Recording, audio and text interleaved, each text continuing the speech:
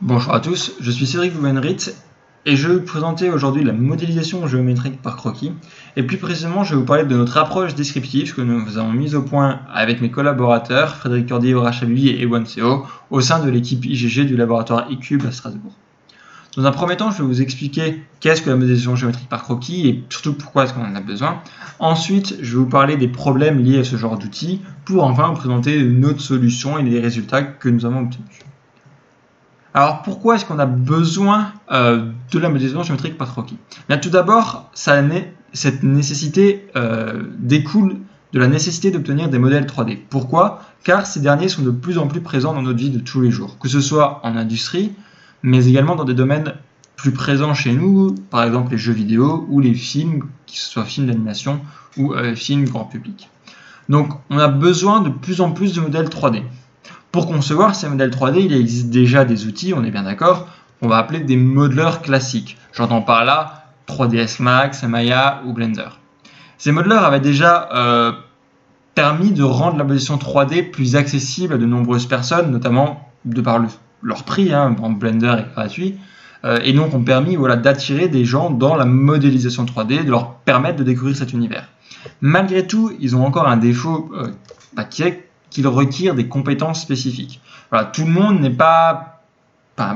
peut pas aujourd'hui aller sur un ordinateur, prendre un logiciel Blender par exemple pour la première fois et dire allez hop, ok, première fois que j'utilise le logiciel, je vais modéliser une fleur, je vais modéliser une voiture. Non, pour en arriver à ça, il faut des compétences qu'on obtient en s'entraînant, en passant du temps à apprendre les fonctionnalités du logiciel avec les interfaces pas toujours faciles, à comprendre aussi les principes de la modélisation 3D et être capable d'utiliser ces outils dans l'univers 3D. Donc voilà, tout le monde n'est pas capable aujourd'hui d'effectuer une modélisation 3D. A contrario, si on parle du dessin, le dessin, c'est un moyen naturel et rapide pour communiquer des idées. On prend une feuille, on esquisse en 2-3 coups de crayon, et c'est d'ailleurs bien pour ça que le dessin reste encore aujourd'hui une des premières étapes du processus de conception. Ça veut dire qu'en industrie, aujourd'hui, on commence par dessiner les prototypes sur papier, on les fait valider, on les modifie, ça va vite, etc. Et une fois que c'est bon, là seulement, on passe à la modélisation 3D avec une étape de modélisation manuelle où on se sert déjà du dessin 2D pour obtenir le modèle 3D manuellement.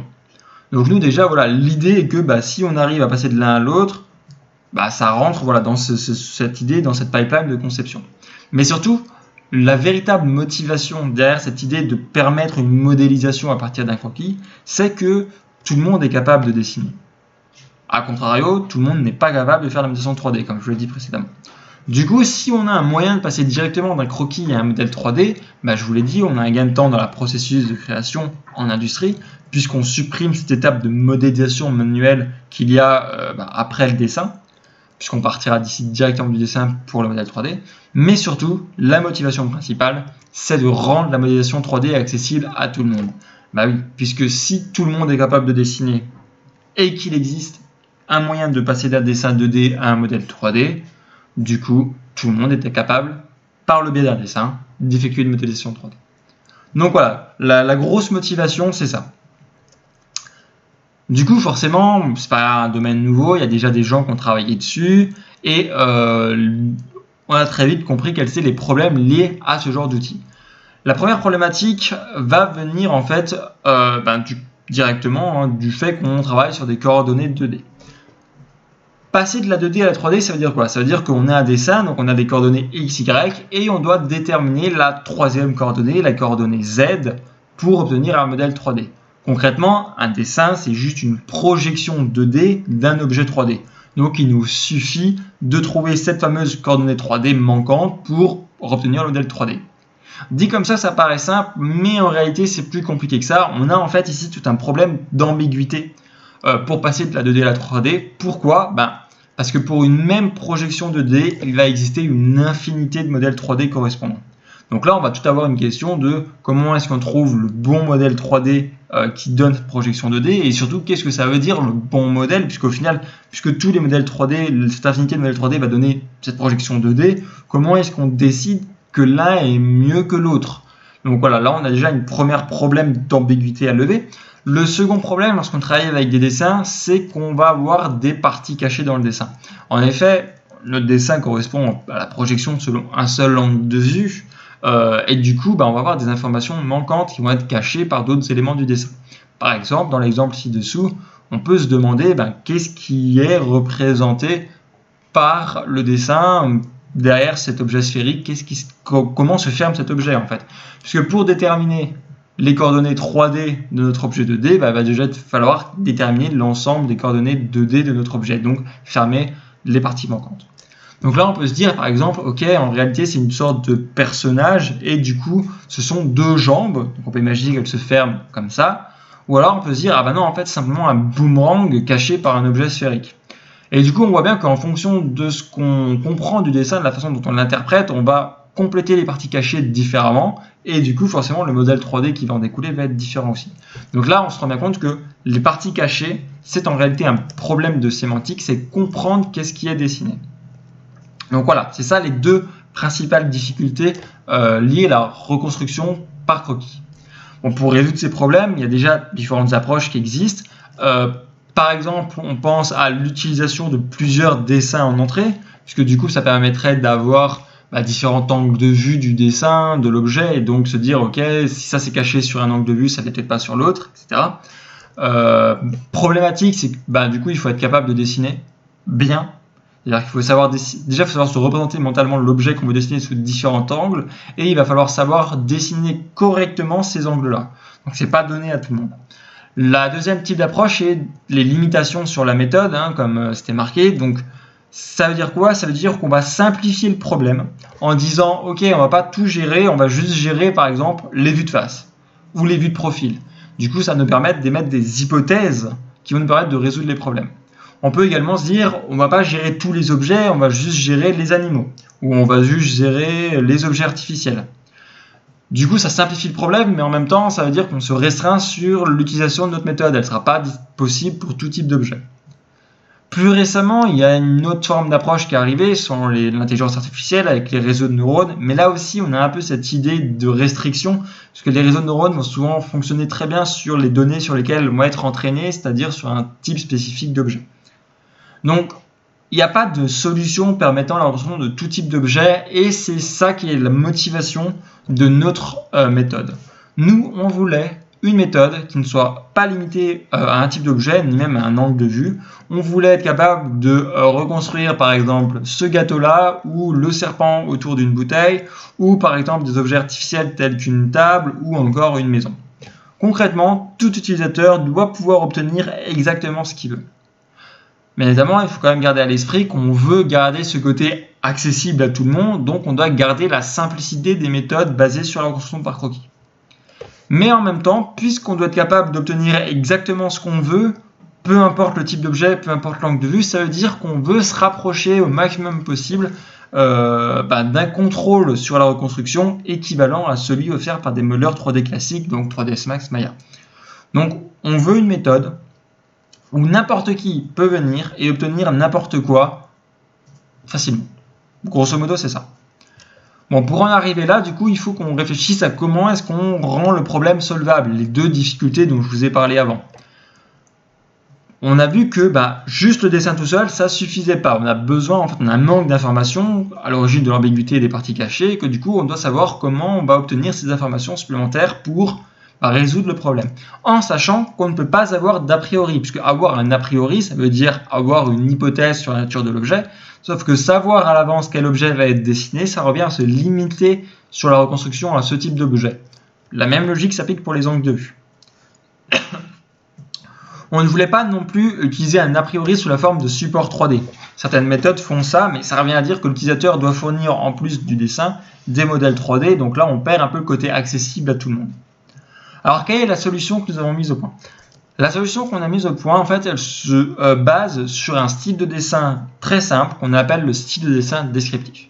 Donc, si là, à gauche, on a un poisson dessiné normalement, à droite, on a le même poisson dessiné de manière descriptive. Concrètement, on a représenté les parties cachées en pointillés. Et ça déjà, c'est un avantage énorme, c'est que malgré le fait qu'on demande quelque chose en plus du dessin à l'utilisateur, on reste quand même sur un style de dessin très naturel et très simple à la portée de tout le monde. D'ailleurs, si je ne vous avais pas expliqué à quoi correspondaient ces parties cachées, enfin ces pointillés, justement, que c'est les parties cachées que je vous ai demandé, justement, ces pointillés, ils correspondent à quoi? Vous auriez tous été capables de me dire, on a fermé les courbes et c'est des choses qui n'existent pas dans la vraie vie ou qu'on ne voit pas sur le dessin, c'est des parties cachées. Et malgré tout, rien que ça va me donner beaucoup d'informations supplémentaires qui vont simplifier énormément le problème. Déjà, le problème de parties cachées à compléter, il n'existe plus, puisqu'elles sont dessinées directement. On simplifie l'un des deux problèmes. Et pour l'autre problème sur l'ambiguïté, là, on a quand même une hiérarchie de profondeur qui est installée par la présence des pointillés. C'est-à-dire que si on a un élément fermé qui passe devant des pointillés, on sait qu'en 3D, ces pointillés sont cachés, donc vont être derrière cet élément 3D. Là, concrètement, du coup, on est capable de dire on a des pointillés qui passent derrière la nageoire du poisson, donc la nageoire est plus proche de nous en 3D. Malgré tout, ce dessin seul, même en descriptif, ne donne pas toutes les informations nécessaires. On en manque un petit peu. Et du coup, pour obtenir ces informations nécessaires d'une manière assez simple, on a décidé d'aller se fournir directement la source, c'est-à-dire demander à l'utilisateur. L'avantage de faire ça par le biais d'interaction avec l'utilisateur, c'est que du coup, on offre à l'utilisateur un contrôle total sur la reconstruction. Il va être capable de guider la reconstruction intégralement et obtenir ce qu'il veut à 100%. Malgré tout, il faut quand même garder toujours à l'idée cette optique de simplicité, d'accessibilité à tout le monde, c'est-à-dire que les interactions doivent rester simples et minimes. Pour ce faire, on a donc cherché vraiment à minimiser au maximum le nombre d'interactions possibles et les rendre le plus simple possible. Pour ce faire, on a donc une interaction obligatoire avant la reconstruction, donc à partir du dessin 2D, 4 types d'interactions différentes qui peuvent arriver après la première reconstruction, qui sont en fait des interactions qui vont permettre justement à l'utilisateur d'avoir un contrôle total sur la reconstruction pour modifier la reconstruction jusqu'à obtenir ce qu'il désire. Et enfin, une dernière interaction pour finaliser le modèle et vraiment avoir les derniers détails, on va dire. Donc pour simplifier l'explication, je vais vous montrer notre processus de reconstruction sur un exemple assez simple. Donc l'exemple sur lequel on va partir, ce sont ces deux épées. Donc voilà, ces deux épées qui se superposent. Donc on voit qu'on est sur un dessin descriptif, puisqu'il y a les pointillés au niveau du regroupement des épées. Donc on est capable déjà de déterminer que l'épée de gauche sera au-dessus de l'épée de droite dans la reconstruction. Donc la première opération demandée à l'utilisateur à partir de ce dessin, c'est d'effectuer un regroupement en courbe fermée. Alors pourquoi est-ce qu'on demande à l'utilisateur d'effectuer ce regroupement lui-même? Pourquoi est-ce qu'il n'est pas fait automatiquement? Parce que là aussi, on a un problème de sémantique, puisqu'il faut donc comprendre le dessin pour être capable vraiment d'effectuer le bon regroupement de manière correcte. Et du coup, pour s'assurer de la robustesse de notre méthode, est-ce qu'elle marche avec tous les objets, pour qu'on n'ait pas à faire d'a priori ni rien, on a fait cette étape une étape manuelle. Donc l'utilisateur va juste sélectionner les courbes et dire voilà, ça c'est un élément, puis passer à l'autre, etc., etc. Une fois que c'est fait, ça nous permet d'exprimer notre problème sous la forme d'un problème d'optimisation soumis à contrainte. Donc le problème est écrit ci-dessous et je vais vous le détailler un petit peu. Donc ce qu'on va chercher à faire, c'est on va chercher à minimiser le vecteur Z. Donc le vecteur Z va être minimisé selon une règle que j'expliquerai après, mais il va également être présent, il va être soumis dans des contraintes, donc être présent dans ces contraintes. Et ce vecteur Z, vous savez bien, qui correspond en fait à l'ensemble des coordonnées des points Z qu'on cherche, puisque c'est la troisième coordonnée manquante. La règle d'optimisation qu'on utilise, c'est une règle de planarité, c'est-à-dire qu'on va chercher à faire en sorte que notre maillage soit le plus plat possible. Alors pourquoi? Car on a jugé que la règle de planarité est ce qui nous permettait d'obtenir des maillages de meilleure qualité possible. Et cette règle de planarité, elle n'est pas soumise sur l'intégralité du maillage, mais seulement sur les éléments, c'est-à-dire les courbes fermées par l'utilisateur. Donc chaque courbe va chercher à être la plus plane possible. Pourquoi est-ce que c'est important? Parce que du coup, on va pouvoir avoir et offrir en même temps du coup à l'utilisateur un contrôle sur la planarité par le biais de ce coefficient alpha qu'on a ici, qui est un coefficient de force modifiable. L'utilisateur va pouvoir, s'il le désire, changer la rigidité en fait des éléments qui composent le modèle 3D. Par exemple, c'est utile dans le dessin que je vous avais montré là, du serpent autour de la bouteille. La bouteille elle va être plus rigide que le serpent. Et ce problème est soumis à des contraintes qui vont être les contraintes de l'utilisateur, qui va permettre donc de contrôler la reconstruction, et également les contraintes de profondeur, donc déterminées par le style descriptif, c'est-à-dire cet élément doit être devant l'autre en 3D. Ce problème va être résolu à l'aide d'un solver de moindre carré. Dans notre cas, on utilisait l'algorithme des points intérieurs, qui est directement implémenté sous MATLAB. Et en fait, ben voilà, juste en mettant les courbes regroupées d'utilisateurs et ce problème d'optimisation, on va obtenir un premier résultat qui va être des courbes placées entre eux. À ce moment-là, l'utilisateur peut, s'il le veut, modifier le résultat. Pour ce faire, il dispose d'outils sous la forme de contraintes, deux types de contraintes. La contrainte de position qui revient à spécifier des points 3D, ici représentés en rouge, par lequel il veut que certaines courbes passent obligatoirement. Et donc là, par exemple, on voit le même résultat modifié par ces contraintes de position. Ou également des points d'angle qui correspondent à des points où l'utilisateur veut une cassure dans ces éléments. Où on voit ici représenté par les points verts sur l'exemple de droite. On voit, voilà, on veut par exemple que l'utilisateur décide que ces épées doivent se plier, et donc le précise par le biais de points d'angle.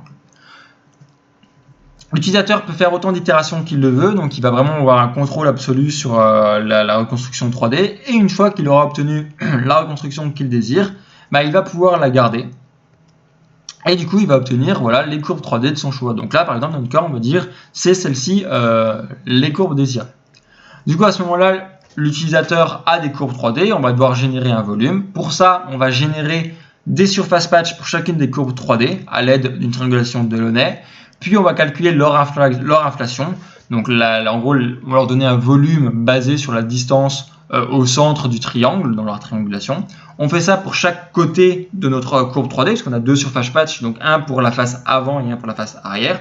Donc en réalité, notre volume, c'est deux surface patch collés au niveau de la courbe 3D. Et de cette façon, on obtient voilà, un volume 3D.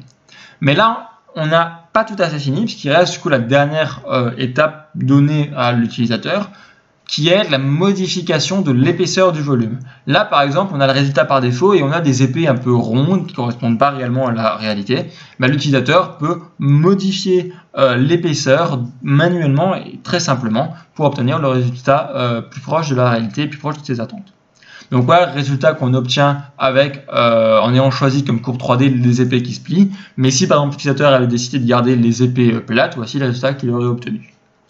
Donc voilà pour la pipeline de notre méthode, et du coup maintenant je vais vous présenter nos résultats. Alors en commençant par les 4 modèles dont je vous avais montré, enfin les 4 dessins dont je vous avais montré quelques diapos plus tôt, qui étaient à l'origine de la motivation de notre méthode, c'est-à-dire être capable de représenter en 3D ces modèles-là. Donc voici le dessin normal, voici le dessin en style descriptif avec les contraintes placées pour chacun des éléments. Donc en fonction de la difficulté, la complexité des dessins, le nombre de contraintes va forcément varier. Et voici les résultats 3D finaux obtenus. Donc comme vous pouvez le voir, on était capable de reconstruire tous ces modèles, et ce n'est pas les seuls, on est capable de reconstruire vraiment tout type d'objet, qu'il soit artificiel, organique, avec beaucoup de croisements comme dans l'arbre, ou même des cycles presque infinis comme voilà, l'hélice en bas à droite. On peut voir aussi qu'on a des objets avec un genre supérieur à 1. C'est le cas par exemple ici de notre teddy bear, où il a vraiment la chemise qui a un objet par-dessus le teddy bear, mais que les deux objets ont été reconstruits en même temps par le même dessin. Donc voilà, encore d'autres exemples. Donc on est capable vraiment de reconstruire tout type d'objet selon n'importe quel angle de vue, même des angles de vue un petit peu particuliers, comme ici c'est l'exemple du Thor, où on a la troisième ligne là, du dessin. On a un Thor sous un angle de vue un peu de 3/4 qui est un peu trompeur. On arrive malgré tout à retrouver le Thor 3D qu'on désire. Donc voilà.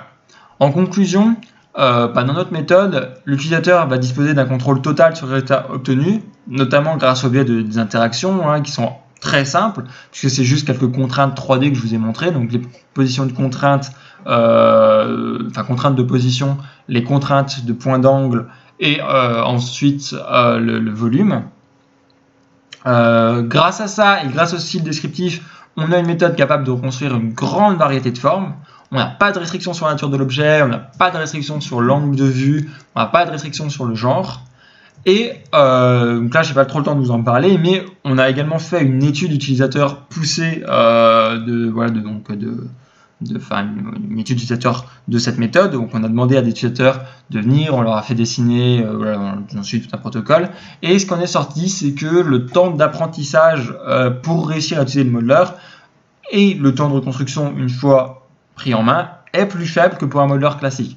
On était en moyenne sur une petite demi-heure pour apprendre à servir du logiciel. Et pour les temps de reconstruction, on est sur 6 à 13 minutes en fonction des modèles. Donc voilà, on est sur quelque chose d'assez court, et ça pour des gens qui n'avaient aucune expérience avec la modélisation 3D jusqu'à maintenant.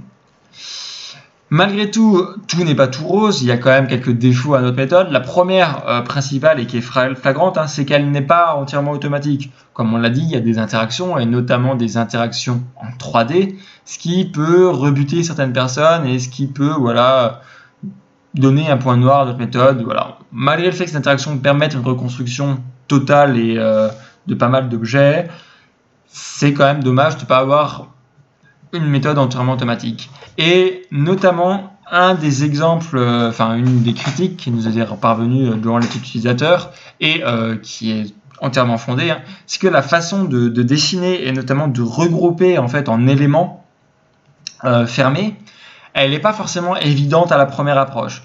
Par exemple, si on prend le dessin de gauche et qu'on veut un champignon autour de le champignon avec sa tête de champignon, vous pouvez voir par la suite différentes façons de le dessiner de manière descriptive, avec différentes façons de fermer les contours, où chaque couleur différente correspond à un contour fermé différent. Et vous pouvez voir que le résultat 3D obtenu est toujours très différent. Et que pour obtenir vraiment ce champignon qui rentre à l'intérieur de sa tête de champignon, il faut bien avoir compris au final comment marche la méthode pour être capable de bien dessiner et bien fermer les contours. Donc voilà, ça demande quand même parfois, en fonction des modèles, un petit peu de manipulation avec le logiciel pour s'habituer. C'est pour ça que on est quand même sur quelque chose qui reste perfectible. Du coup, le problème d'une reconstruction de forme libre reste complètement ouvert dans le cadre automatique, c'est-à-dire qu'on n'a pas amené de solution pour permettre une reconstruction 100% automatique de n'importe quelle forme. Mais on a quand même fait un grand pas, puisqu'on a mis au point un modeler qui permet la modélisation de tout objet et avec partir d'un seul dessin. Donc on a quand même élargi la possibilité de reconstruction des modelers habituels. Par croquis, je parle bien sûr. En sachant que cette méthode a fait l'office d'une publication, elle est en train d'être publiée dans le journal Computer Aided Design. Et voilà, je vous remercie pour votre attention, et du coup, si vous avez des questions, n'hésitez pas.